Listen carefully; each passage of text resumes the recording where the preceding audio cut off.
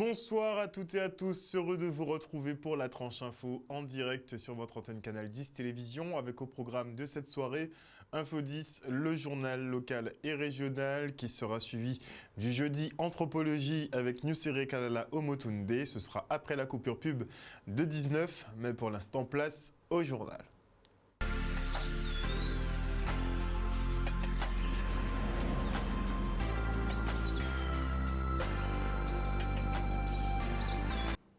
Nous sommes le jeudi 14 avril 2022 et ce jour, la ville de Morne-à-l'Eau a dit adieu à l'ex-maire Philipson Francfort. L'homme est décédé le 4 avril dernier à l'âge de 74 ans des suites d'une longue maladie. Jean Bardaille, l'actuel maire, lui a rendu un vibrant hommage. Regardez. Je veux ici leur témoigner toute ma solidarité et ma compassion dans cette épreuve, ô combien douloureuse et déchirante. Les mots sont, il est vrai, un bien maigre réconfort en ces circonstances. Mais ils disent aussi que ce chagrin nous habite tous et profondément. C'est donc avec beaucoup d'émotion que je veux rendre aujourd'hui hommage à Philipson Francfort, à l'homme qu'il était, l'homme avec un grand H, un homme qui, toute sa vie durant, a œuvré pour plus de justice sociale, plus d'équité, plus de services publics. Le sens de son implication syndicale, politique, mais aussi associative, témoigne de son fervent engagement à la cause humaine. Nous avons fait de Philipson Francfort le maire de Morne-à-l'Eau. Nous l'avons côtoyé, nous avons travaillé ensemble. C'est vrai, nous avons eu des moments de convergence, des moments de cohérence, avec des forces centrifuges, je dirais même, et une grande complicité. Mais nous avons aussi eu des moments de divergence. Ça arrive en politique, et même dans les familles quelquefois. Donc en politique, eh bien, nous n'avons pas toujours été d'accord sur tout. Mais j'ai beaucoup de respect pour M. Francfort, parce que c'est quelqu'un de respectueux, de travailleur, et c'est quelqu'un qui était toujours très présent pour la population. Quand on est en politique, c'est vrai, on prend des coups de partout. Mais il faut retenir une chose, il faut désormais penser à soi aussi. Alors, en tant que père de famille, déjà, c'était quelqu'un qui était très donnant, très à l'écoute de la famille, des besoins de sa famille, toujours prêt à se dévêtir pour donner à l'autre et toujours très, je dirais, protecteur. C'était un homme qui était très protecteur des siens, de sa famille, et politiquement pareil. C'était quelqu'un qui savait être à l'écoute de sa population pour pouvoir répondre au mieux. Un reportage signé Charlie Dagonia. Et on parle santé maintenant avec la 6e journée de neuro-orthopédie pédiatrique. L'occasion pour les professionnels de santé de se mettre à jour après 2 ans de gestion de crise et donc de tumulte. Le reportage. C'était coupé en fait par le Covid pendant 2 ans, mais on est aux 6e journée de la journée de neuro-orthopédie. C'est une journée qui se divise en 2 parties. Et une partie avec des consultations multidisciplinaires avec nos invités, qui sont aussi nos collaborateurs qui viennent de métropole. Donc il y a Dr Lucé Aurélie, Dr Anna Pressedo et Dr Vincent Dardemar. Ces invités qui sont aussi notre collaborateur, donc fait des consultations avec nous au CHU pour ce qu'on appelle une consultation multidisciplinaire. Et la deuxième partie se fait ici au Creole Beach où on va aller en contact avec les parents des enfants porteurs de handicap pour discuter avec eux, pour qu'ils puissent parler avec nous, poser leurs questions de quotidien de ces enfants-là. Et nous, on va essayer de répondre d'une manière beaucoup plus ouverte, sans le table d'opération ou sans la salle de consultation, tout ce qui est handicap moteur, la prise en charge, ce qui se fait actuellement et l'avenir de ces enfants. On enchaîne avec la cérémonie de clôture de la nouvelle promotion des policiers municipaux du département. Lorsque j'ai pris cette tâche, cette responsabilité, grâce à l'appui du directeur régional à l'époque, M. Christian Fullman, je me suis lancé un défi en disant comment valoriser la police municipale en Guadeloupe. C'est vrai que tout le monde sait qu'avant, que c'était des gardes champêtres et qu'on les appelait petits gars de caca. Et ça persistait pendant un certain temps, puisque même dans la posture même du citoyen, donc le renvoi que j'avais, c'est qu'on n'attachait pas cette importance capitale à notre police municipale.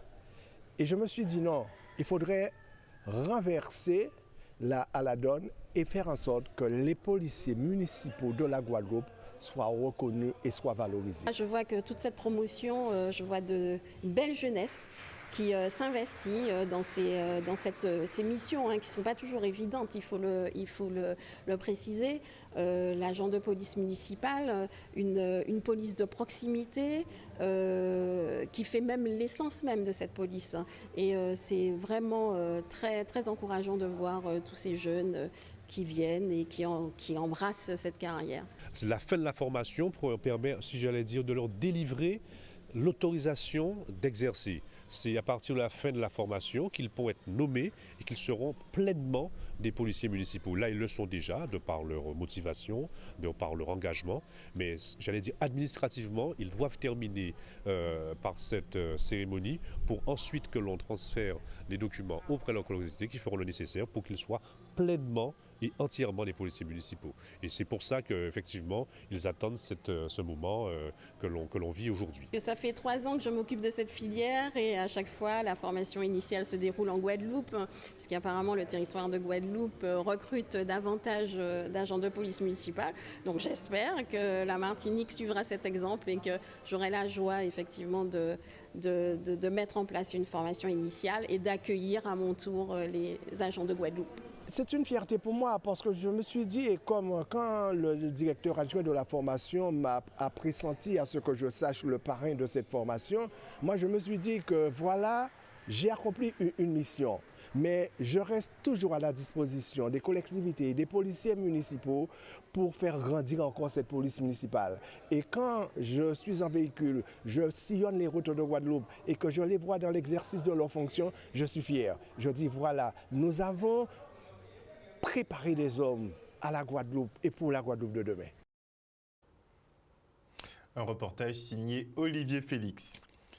Et on part maintenant pour le nouveau job dating de Pôle emploi qui était effectivement spécialisé pour les métiers du BTP.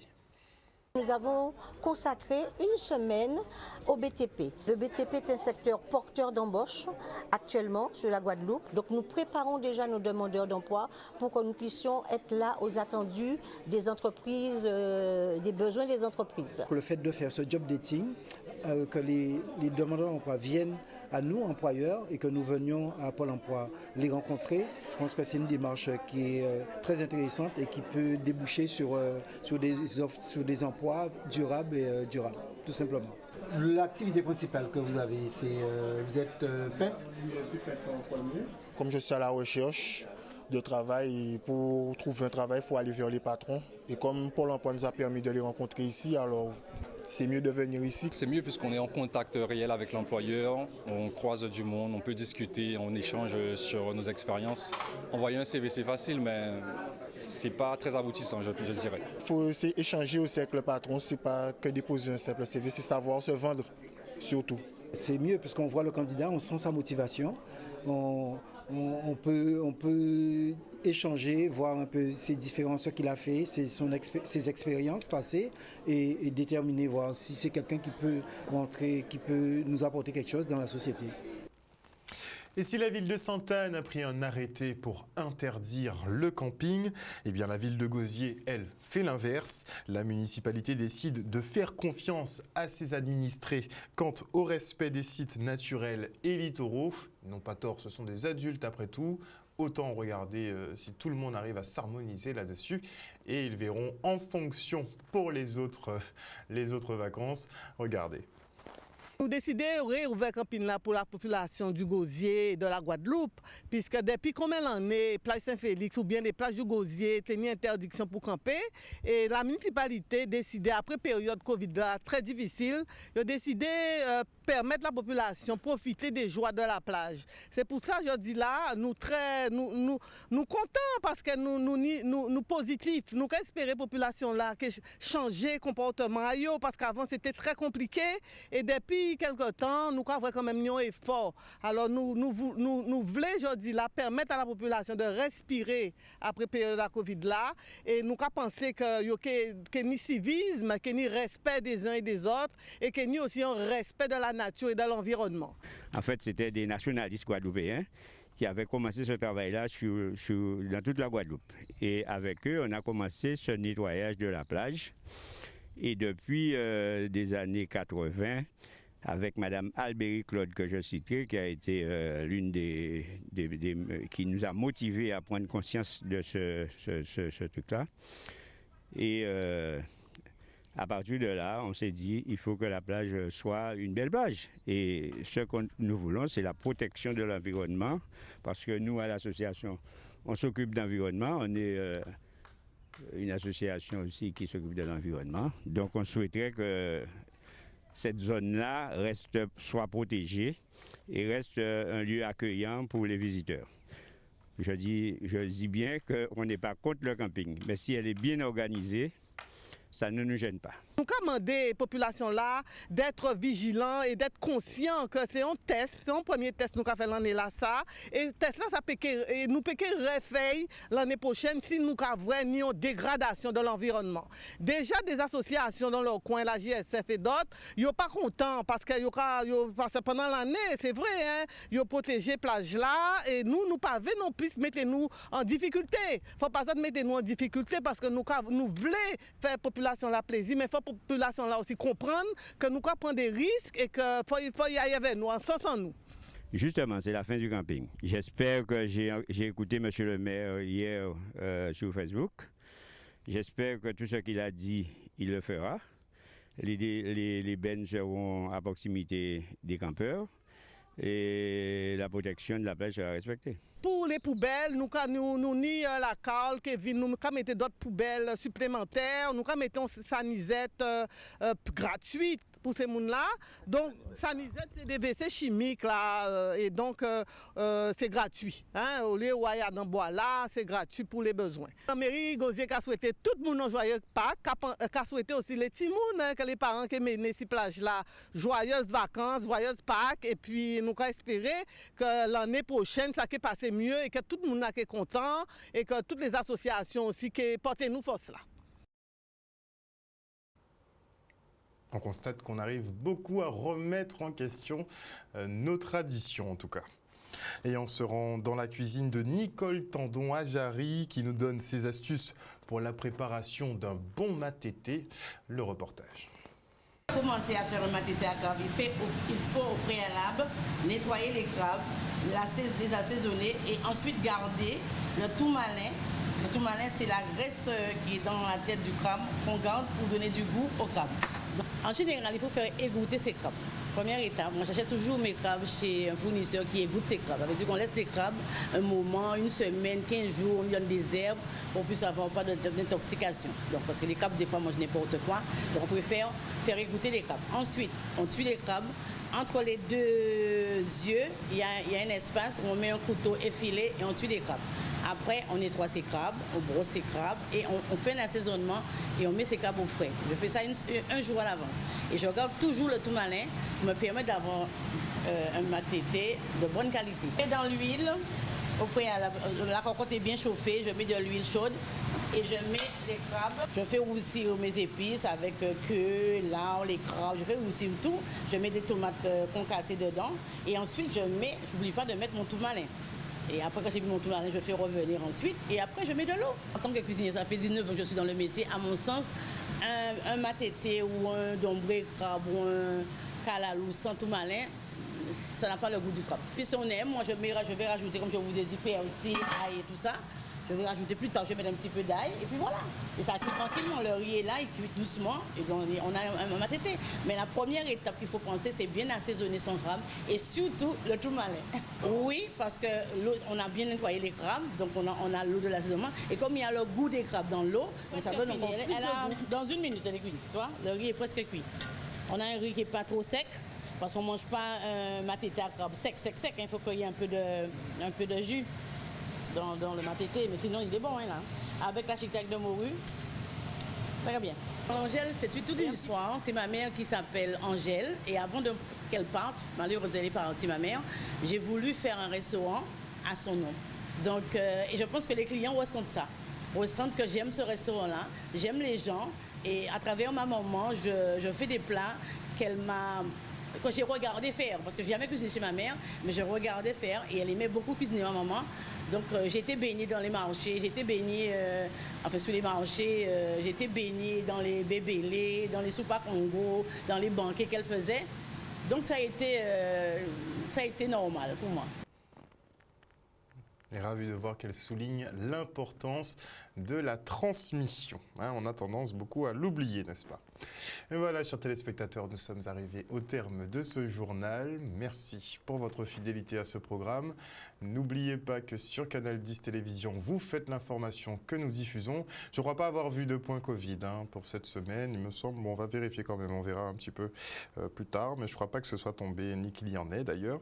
On verra bien. En tout cas, il y a beaucoup de nouvelles qui tombent concernant le Covid-19. Je pense que dans les semaines qui viennent, on fera une petite mise à jour à ce niveau-là. Pour l'instant, c'est campagne électorale, donc les yeux sont un petit peu rivés sur les 2 candidats qui effectuent leur déplacement en ce moment. Très mouvementé pour Emmanuel Macron, d'ailleurs, un peu partout où il passe. Enfin, on verra le bilan du scrutin de toute façon dans quelques jours. En attendant, passez un bon week-end de Pâques. Prenez soin de vous, prenez soin de vos proches. Beaucoup d'amour chez vous. Bisous, bisous tout le monde.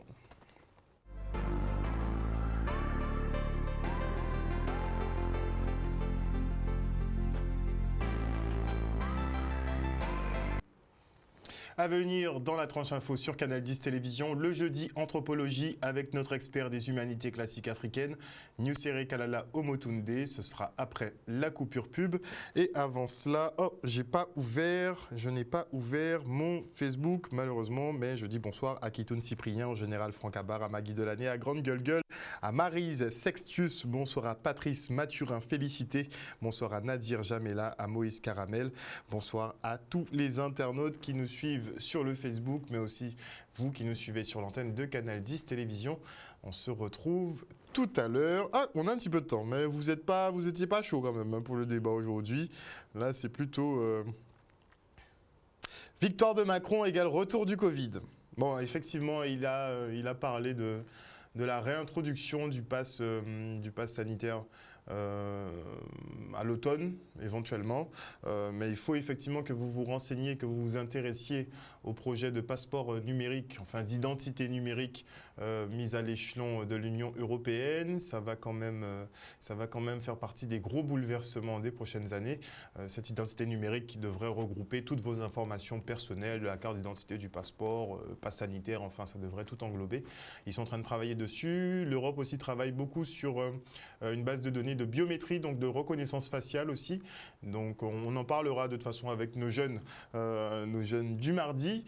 Ça viendra puisque ça va bouger quand même pas mal. Bon, il y a le conflit en Ukraine aussi. Je ne sais pas si vous suivez toujours. La communauté afro a un petit peu décroché quand on regarde bien. Et la communauté internationale aussi a bien regardé. Là, c'est vraiment focalisé élection. Et je vous conseille de regarder les déplacements de campagne. C'est là où c'est intéressant puisqu'enfin on peut voir autant le président Macron n'a pas fait de débat finalement, autant effectivement il se prête au jeu de descendre dans la rue et ce n'est pas simple pour lui. Ça, c'est le moins qu'on puisse dire. Ce n'est pas simple du tout. Il n'y a pas un de ses déplacements où il n'est pas invectivé ou attaqué sur son bilan. Donc regardez, moi vous pouvez jeter un petit coup d'œil, ça peut vous aider à vous décider d'ici la semaine prochaine pour le deuxième tour des présidentielles. On se quitte pour la pub, on se retrouve après.